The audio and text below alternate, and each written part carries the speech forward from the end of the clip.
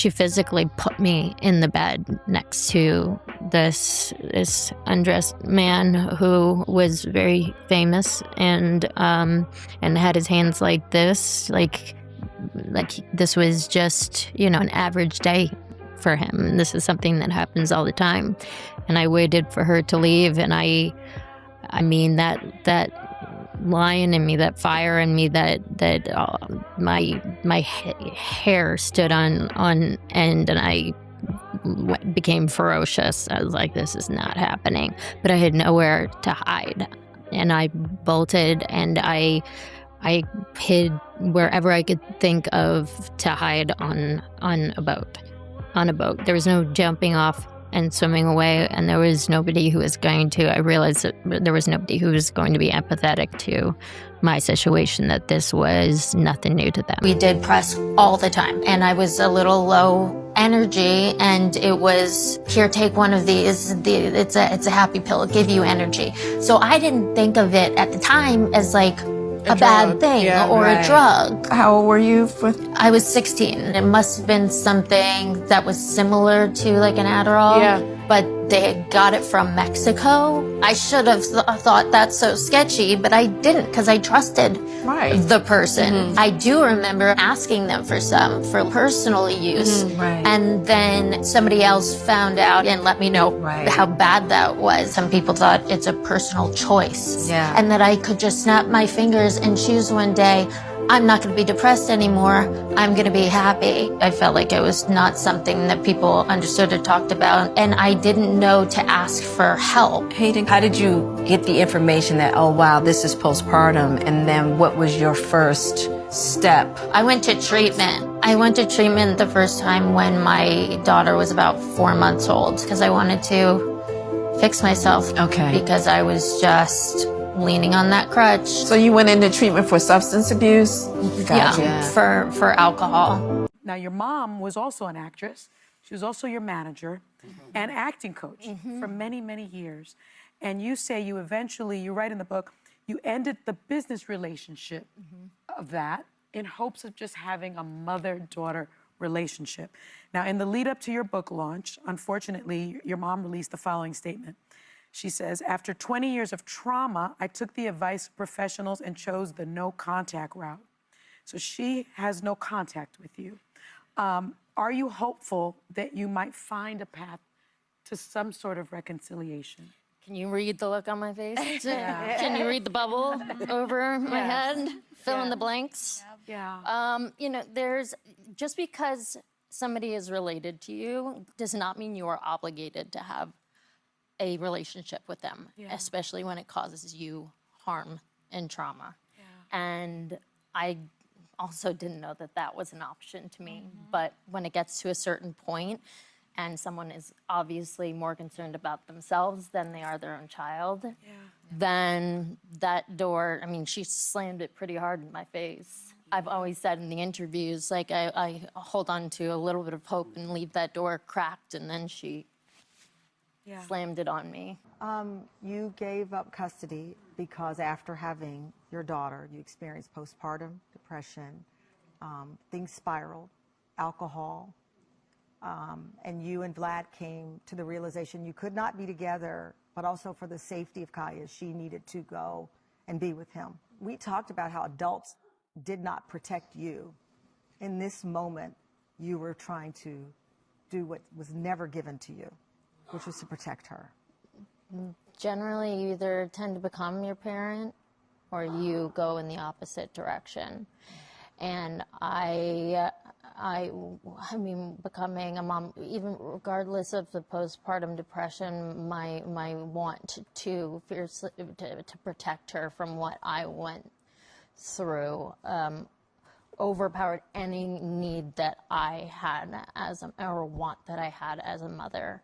And it unfortunately had to. I'm very grateful to say that I have an incredible relationship with my daughter. I mean, could you have ever imagined in that moment you describe in the book of saying you have to go and live with your dad, to now fast forward, she's watching your movies, she's appreciating your journey, and she's a fan. And she's somehow been so resilient. I mean, this child has lived through a war. too. And I mean, I remember that day and flying immediately over there because her father and her uncle were on the front lines In Ukraine. in Ukraine. And I was like, if something happens, I need to be there to make sure my child is processing this in the healthiest way possible. I mean, this has got to be so overwhelming. What do you want her to think of you?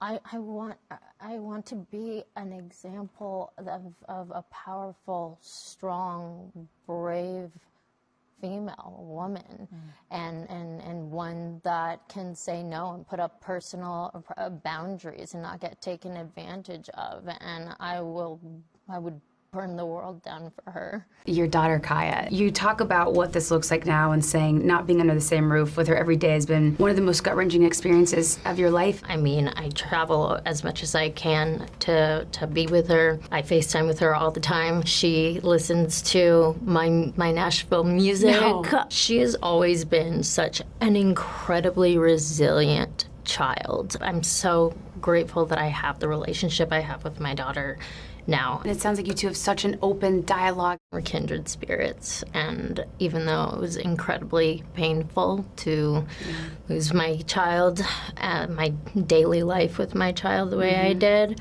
I knew that she would come back to me.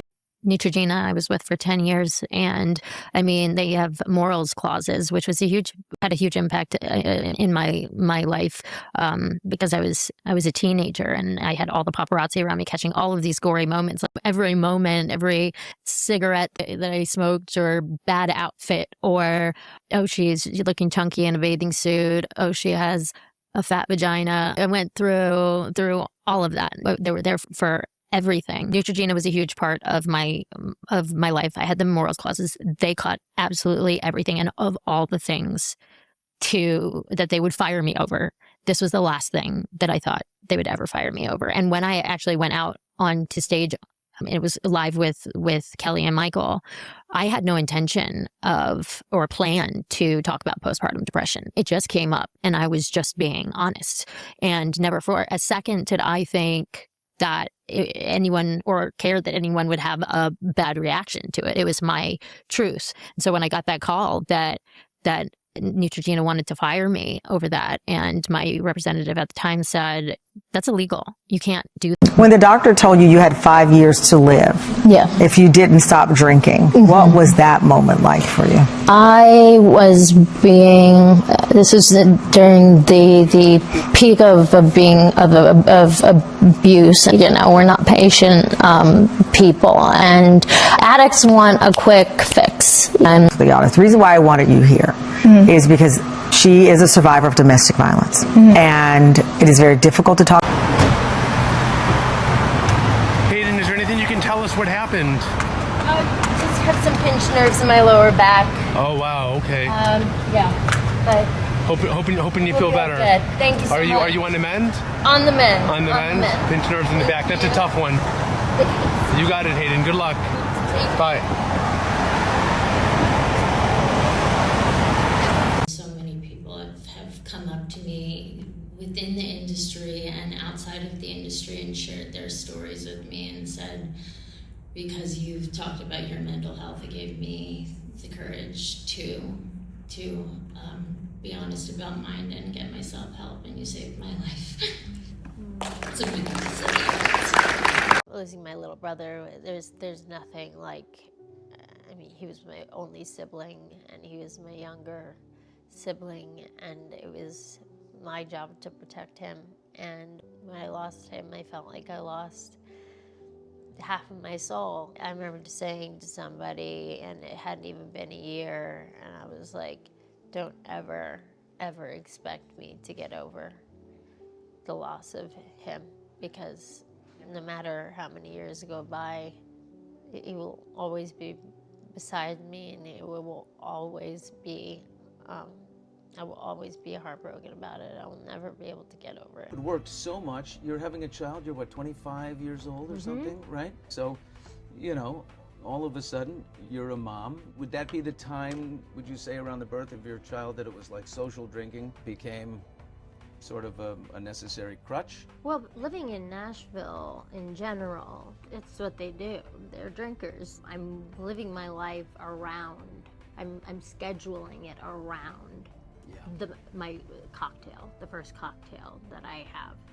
And I can't sleep unless I've had a drink. And when you're thinking about it all day long, I knew it was a problem. Took those 4 years off, and I am proud to say and relieved to say that I feel great. Hey. Like better than I have in years. Life is about That's getting the up. one thing. Life's about getting up. Where Yep. everybody falls, and we all have shame and things that you're supposed to. But getting up, what would you attribute getting up to? How did you get up? How'd I get up? I asked for help. I finally said, you know what, this is getting out of control. I don't see my life like this. Slipped a few times. Finally stuck with it for 8 months, and I got over the hump, is what they call it. I found myself again. Hayden Panettiere has officially named the woman that she accused of trafficking her on a yacht. If you remember, Hayden broke the internet with a massive confession on the Jay Shetty podcast, in which she claimed that there was an older woman that she looked up to as some sort of a role model, who was kind of like her handler and stuff, who lured her onto a yacht in the middle of the ocean. And I guess she thought it was just the two of them going out on like a vacation sort of a thing. And then she tells Hayden to go downstairs. And what does Hayden find? An old Hollywood actor or singer, actor in bed, completely naked. And he's old, okay? And Hayden's only 18 at the time. A lot of people were wondering who the heck this woman was who would put Hayden in such a compromising position. And in her book, This Is Me, The Reckoning, Hayden names names. Or does she? Because the name is a little bit suspect. All right, so without further ado, Hayden claims that the woman in question is named Stella McAmis. But here's the problem. When you go online, you type in the name Stella McAmis, you don't really find anything about anybody. So I do think that this is a pseudonym that she's using in order to get people off her back. Anyway, at the end of the day, I've got nothing else to say about the situation. I want to know what you think. Why is she protecting this woman? Or is she just protecting herself by not coming out with a formal name and allegation? Let me know what you think in the comments section.